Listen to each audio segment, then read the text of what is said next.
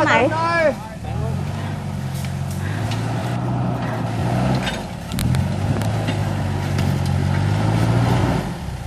ตรงหน่อยออกขวาพี่หนู ออกขวานิดนึงเดินเดินเลยซ้ายเลย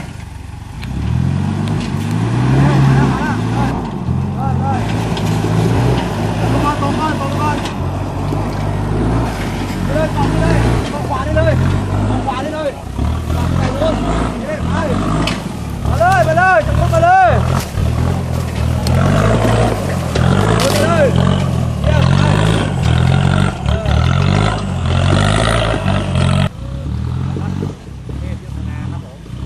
มาแล้วตัวจริงจริงนะเบาเทศนาเบา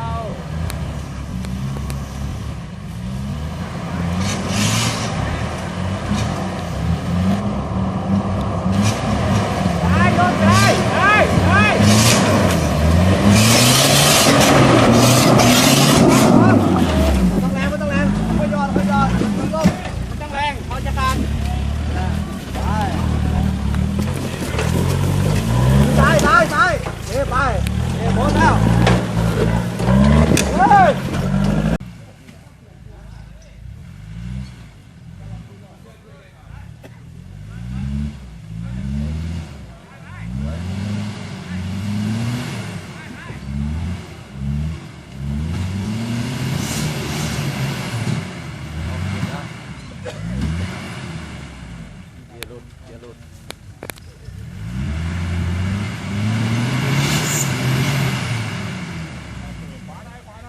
ให้เขาถอยตั้งมันดูนะดูด้วย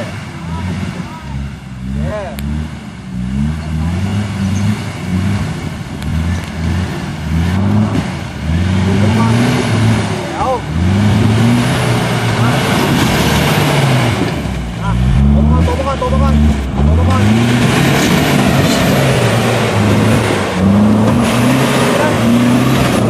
ขวามาค่อยย่องและค่อยย่องมาต้องแรงแรงค่อยๆไปค่อยจะไปทางโน้น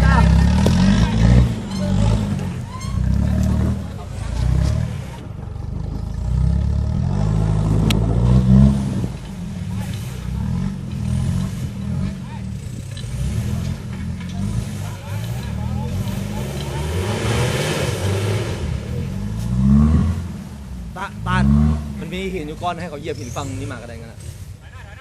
มันบล็อกแล้ว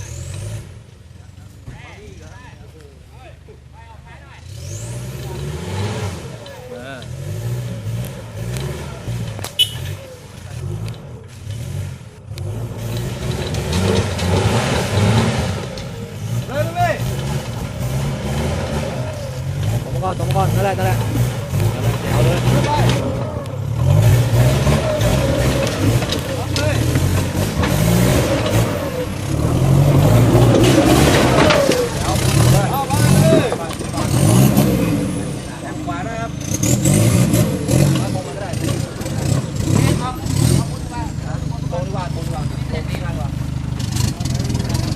เดี๋ยวไอ้นี่เดี๋ยวเอาไว้ให้ทั้งเอกจอดขาไว้จอดคือ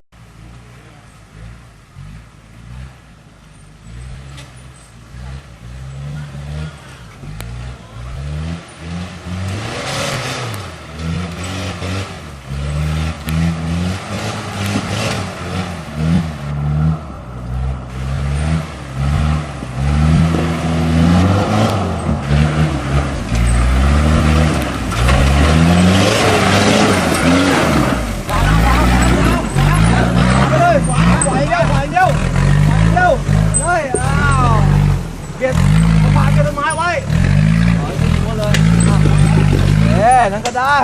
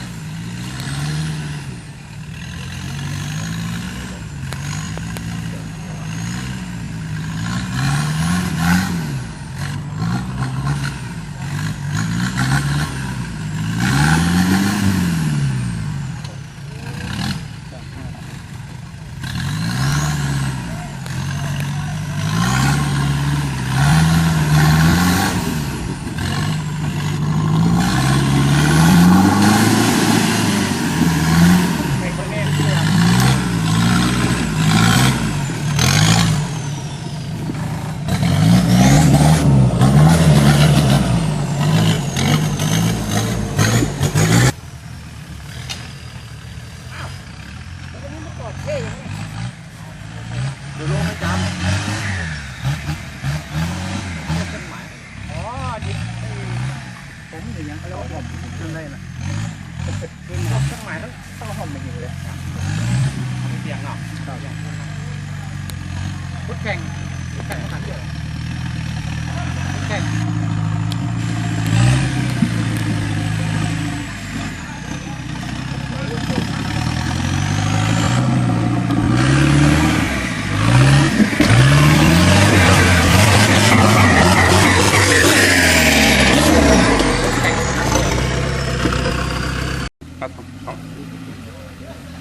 ถ้าเดินเมียนอยู่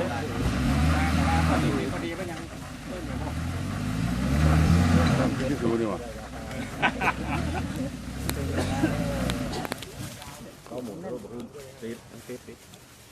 ยิงในคิดเข้ามาได้